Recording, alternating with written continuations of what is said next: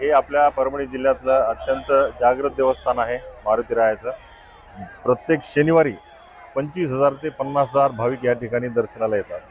काही दिवसापूर्वी या मंदिराच्या कळसाचं काम पूर्ण झालं आणि राजस्थानी दगड आपण त्याला म्हणतो लाल दगड, त्याच्या माध्यमातून इथं सभा मंडपाचं काम जवळपास पूर्णत्वास आलेलं होतं।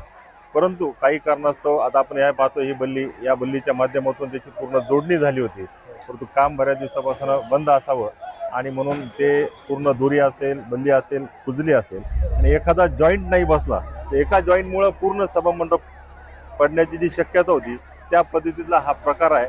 त्यामुळं हे सभा मंडप पडलेला आहे, हेवी दगड आहे।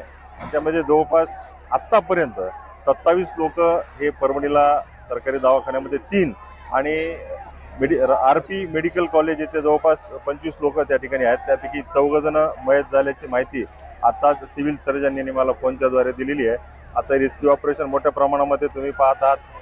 परिसरातील भाविक आणि परिसरातील प्रत्येक गावातले नागरिक या ठिकाणी रेस्क्यूच्या माध्यमातून मोठ्या प्रमाणामध्ये आपल्याला सहकार्य करण्याचं प्रत्यक्ष आपण सर्व पाहत आहेत आणि त्या माध्यमातून आता काही 4-5 लोक तिथं दबल्याची शक्यता आहे।